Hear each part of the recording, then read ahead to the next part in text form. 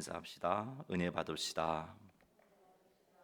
하나님의 은혜가 오늘 이 밤에도 우리 가운데 충만하게 되기를 주의 이름으로 축복합니다.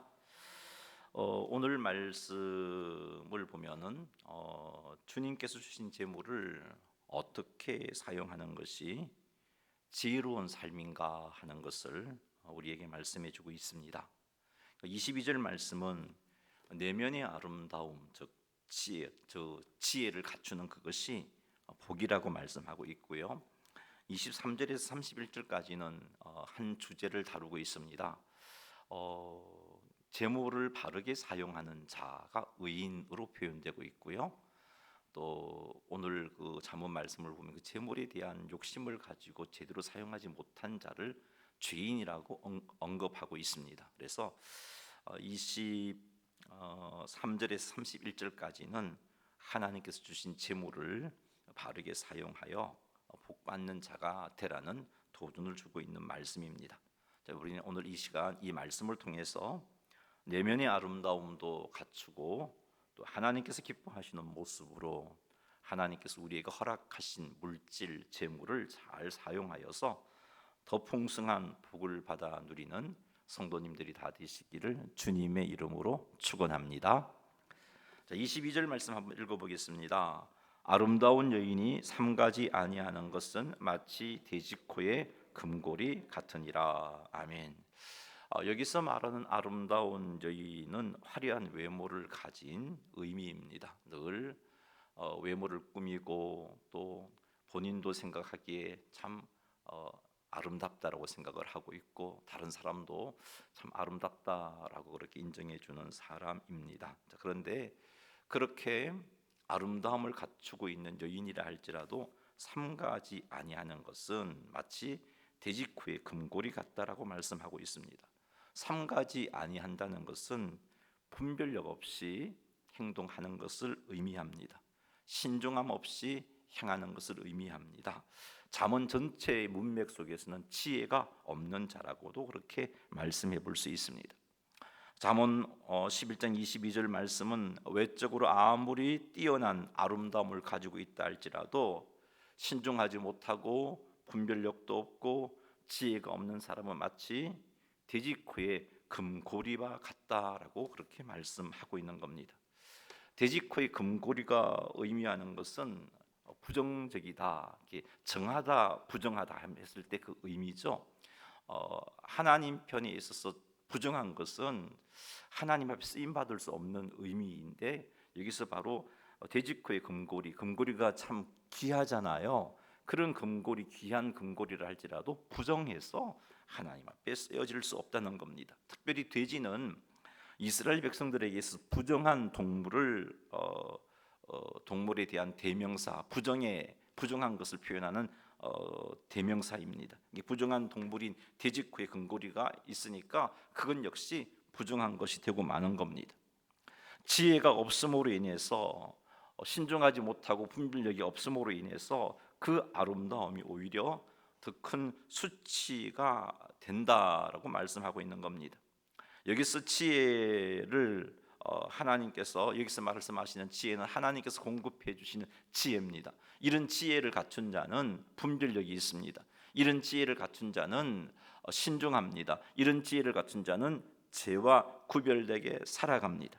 이런 지혜를 갖추어서 정말 하나님 앞에 하나님께 인정하는 모습으로 살아갈 때 그 아름다움과 또 내면에 있는 그 아름다움이 어우러져서 정말 아름다운, 정말 하나님께서도 기뻐하시는 그런 모습이 되어지겠죠. 이런 지혜를 갖추어야 이런 우리에게 주어진 이 아름다움이 하나님께서 인정하시는 또 하나님께서 기뻐하시는 아름다움이 된다는 그런 의미의 말씀이기도 합니다. 그 말은 다시 표현하면 아무리 아름다워도 이런 지혜가 없다면 그 아름다움은 부적절하고 부정한 것이 되고 만다는 것입니다. 사무엘상 16장 7절 말씀 같이 한번 읽어보겠습니다. 여호와께서 사무엘에게 이르시되 그의 용모와 키를 보지 말라. 내가 이미 그를 버렸노라. 내가 보는 것은 사람과 같지 아니하니 사람은 외모를 보거니와 나 여호와는 중심을 보노니라 하시더라. 아멘. 하나님은 사람의 외모를 보시지 아니하신다고 말씀하십니다.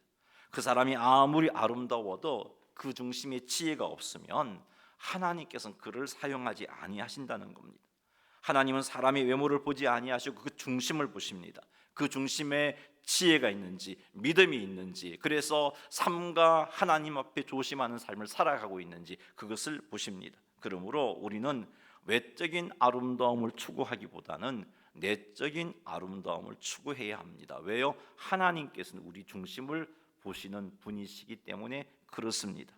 사랑하는 성도 여러분, 그 내적인 아름다움은 지혜를 갖추는 겁니다.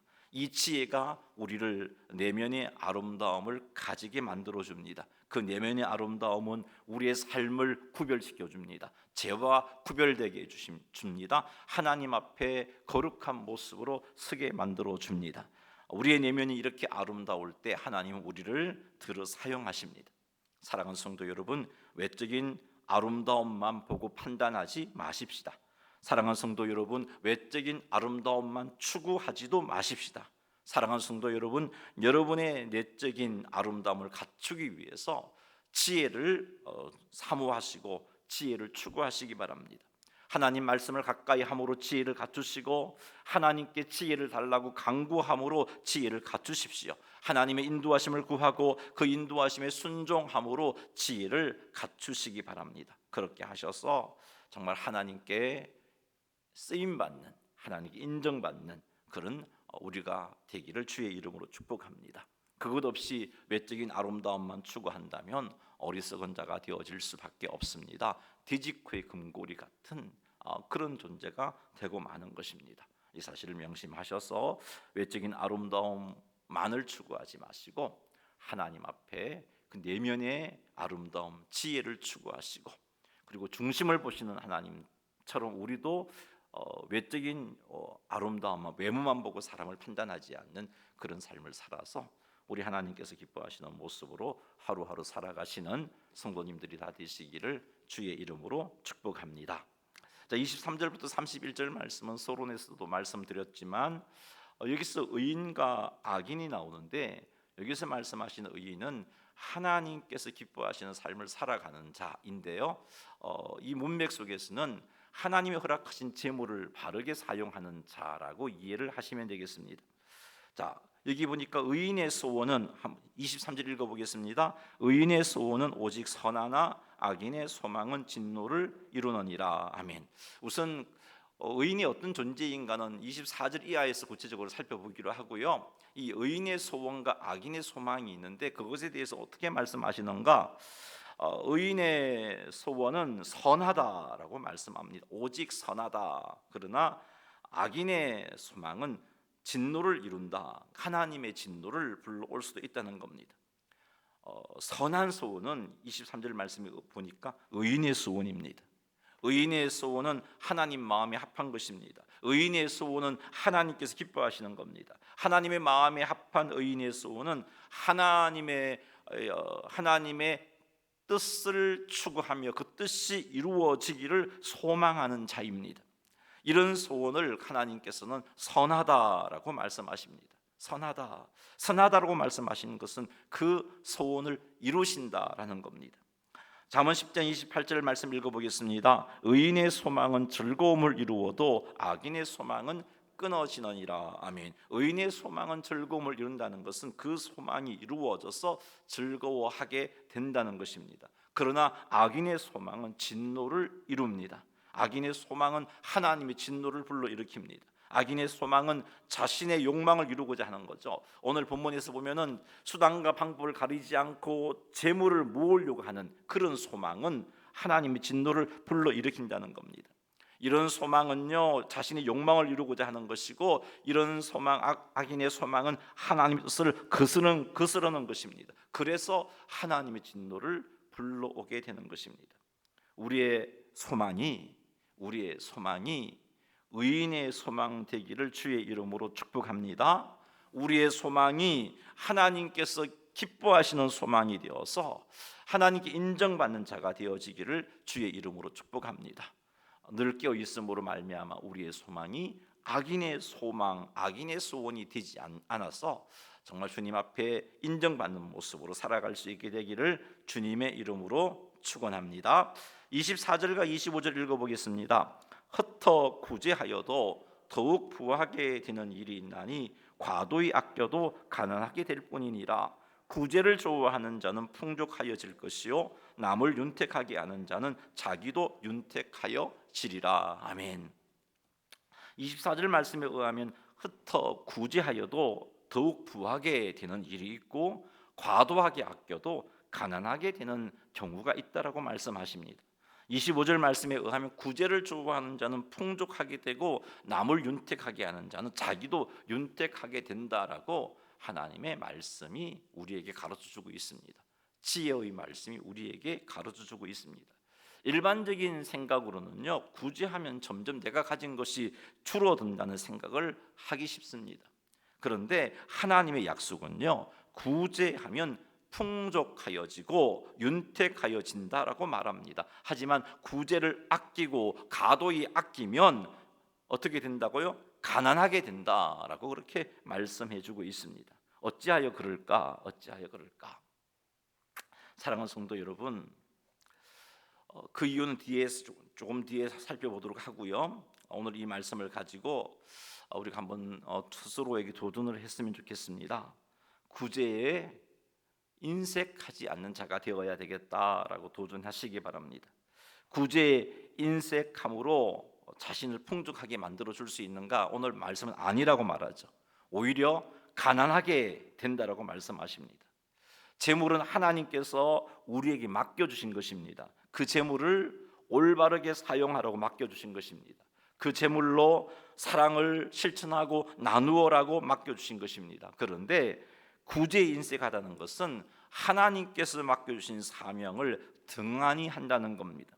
이렇게 하나님께서 맡겨주신 사명을 제대로 감당하지 않으니까 하나님께서 내게 맡겨주신 것을 취하시고 다른 사람에게 그 사명을 맡기시게 되는 거죠. 그래서 재물을 주어서 구제하며 사랑하라고 하셨는데 자신의 욕심만을 위해 사용하니까 하나님이 그 재물을 거두어서 구제하고 또 사랑으로 잘 섬기는 자에게 맡겨버리니까 점점 구제에 인색하는 사람은 가난하여 진다는 겁니다. 그래서 과도히 아껴도 가난하게 된다라고 말씀하고 있습니다.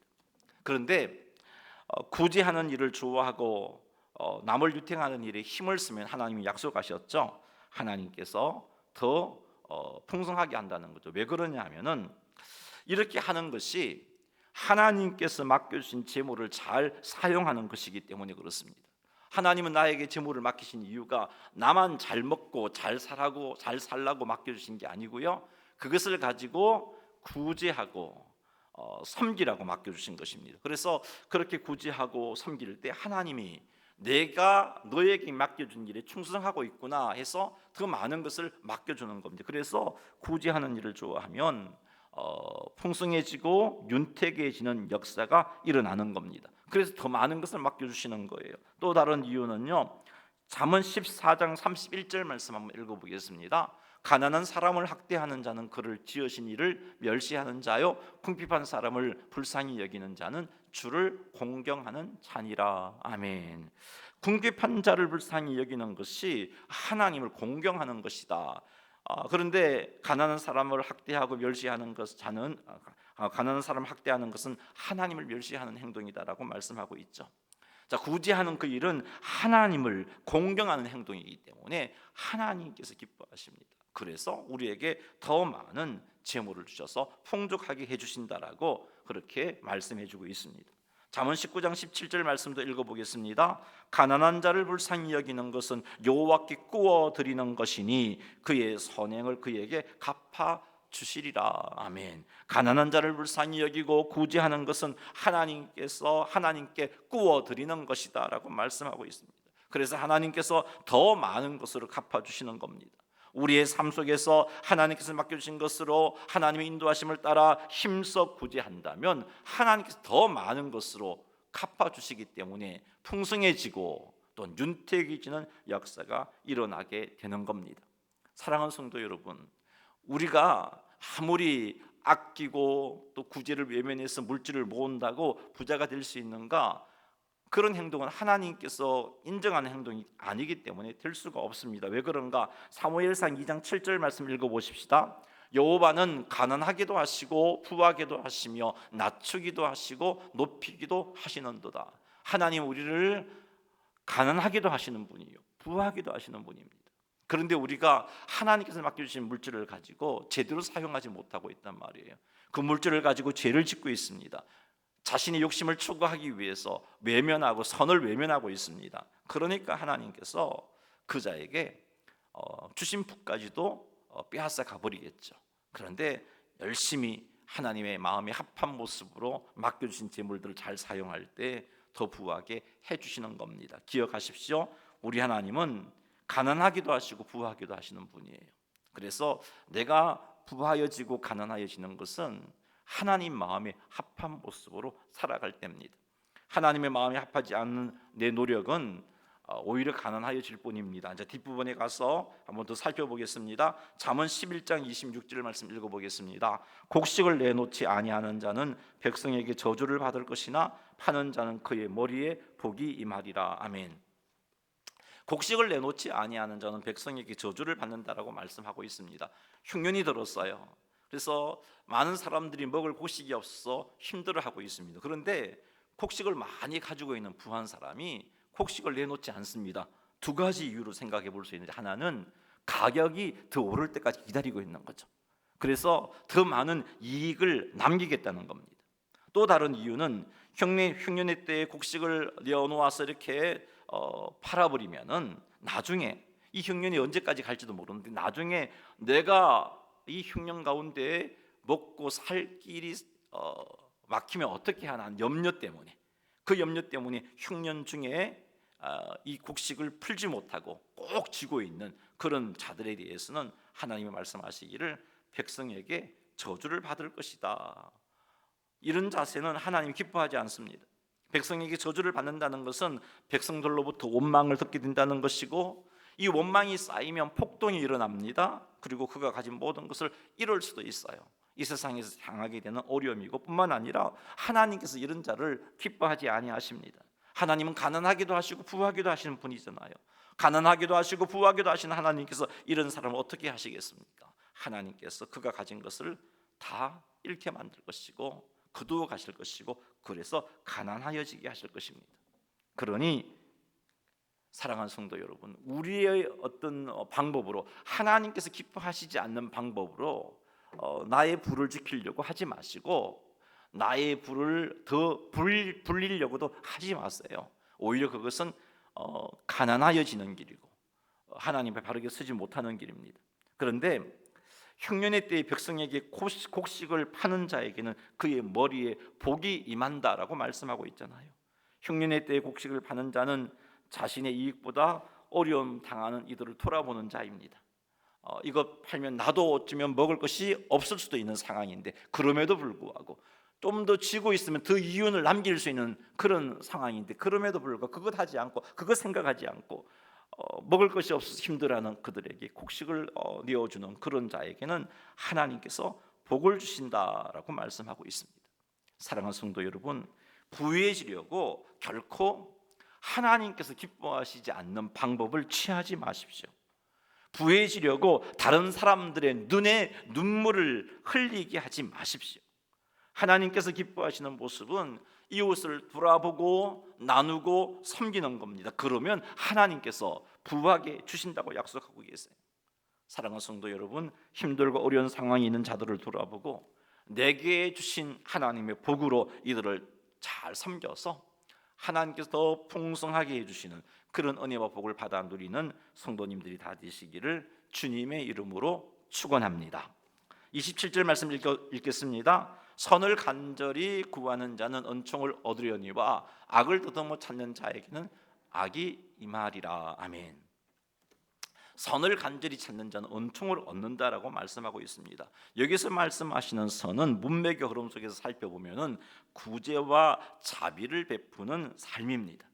간절히 구한다는 것은 적극적으로 구제와 자비를 베풀고자 하는 것을 의미합니다. 이런 자는 은총을 얻는다라고 그렇게 말하고 있습니다. 은총에 대한 히브리어가 라촌이라는 단어인데 이 단어가 갖고 있는 뜻은 기쁨, 즐거움이라는 뜻이에요. 정말 하나님께서 기뻐하시는 모습으로 정말 적극적으로 구제와 자비를 베푸는 자에게 하나님께서 은총을 주시는데 그에게 즐거움과 기쁨이 충만하게 해주신다는 겁니다. 하나님이 주시는 기쁨이 있어요. 즐거움이 있어요. 비록 내 것을 나누어 주는데 인간적인 생각을 하면 내게 점점 주는데, 그런데 거기에 주님 주신 기쁨이 있고 즐거움이 있단 말이에요. 아무리 많은 것을 소유하고 있다 할지라도 그 마음에 기쁨이 없다면 행복하지 못합니다. 하지만 선을 행하는 것이 육체적으로 힘들 수도 있고 내가 가진 것을 희생해야 될 수도 있지만 이런 사람에게는 즐거움과 기쁨이 임한다라고 하나님의 말씀이 우리에게 분명하게 말씀해주고 계십니다. 그래서 행복한 자가 되는 것입니다. 그러니 사랑하는 성도 여러분, 적극적으로 내게 주신 하나님 뜻을 쫓아서 내 주변에 있는 연약하고 힘든 자들을 섬기시고 사랑으로 섬기시고 적극적으로 구제하시고 자비를 베푸시는 삶을 사십시오. 그리하여서 하나님에게서 오는 은총, 즉 즐거움과 기쁨이 우리의 심령에 충만하게 되어서 참 나에게 주어진 상황이 힘들고 어려워도 행복을 누릴 수 있는 여러분 되시기를 주님의 이름으로 축복합니다. 20절 하반절 말씀에 의하면 악을 더듬어 찾는 자에게는 악이 임한다라고 말씀하고 있습니다. 악을 더듬어 찾는다는 것은 악을 저지르기 위해서 지속적으로 노력하는 것을 의미합니다. 본문의 문맥 속에서 악을 더듬어 찾는 자의 의미를 찾아본다면 자신의 재산을 정식시키려고 지속적으로 구제를 피하고 자신의 창고를 채우기 위해서 지속적으로 악행을 행하는, 정말 세상은 어렵고 가난한 자들이 힘든 상황을 이용해서 자신의 부를 채워나가는 그런 것을 가리켜서 악을 더듬어 찾는 자라고 말합니다. 이런 자에게 악이 임한다라고 말씀하고 있습니다. 악에 해당하는 히브리어가 라아라는 단어인데요, 이 단어가 의미하는 것은 불행과 고통이에요. 오히려 불행해지고 고통이 임한다는 겁니다. 자신의 힘으로 하나님 것을 거스르면서 자신의 부를 증가시키기 위해서 악을 행하는 자에게 하나님이 그에게 고통과 불행이 임하게 하신다는 겁니다. 기억하십시오. 심지어 악을 행하면서 부해지려고 노력하는 사람에게 불행과 고통이 임한다는 것. 그러니 사랑하는 성도 여러분, 악을 더듬어 참는 삶이 아니라 간절히 선을 구하는 삶을 사시기를 주님의 이름으로 축복합니다. 적극적으로 구제와 자비를 베푸는 삶을 사셔서 우리 주님 주시는 은총, 즐거움과 기쁨이 여러분의 심령에 차고 넘치기를 주님의 이름으로 축원합니다. 28절 말씀 읽겠습니다. 시작.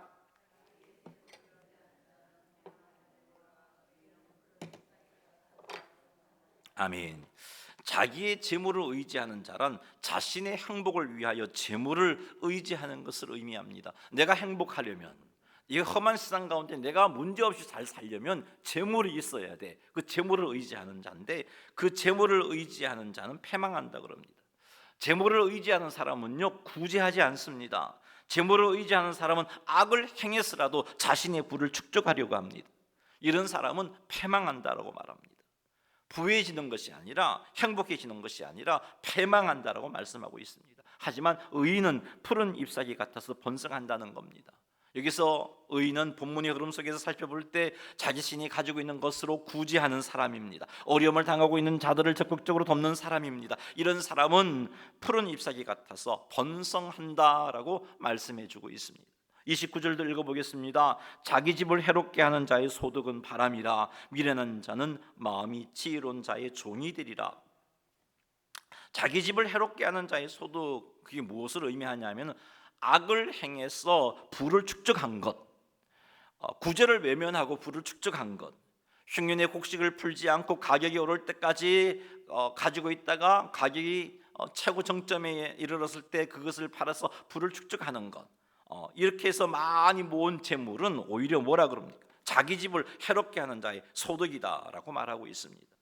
이런 소득은요 바람이다라고 말하고요. 바람이라는 것은 헛되고 공허하다는 겁니다.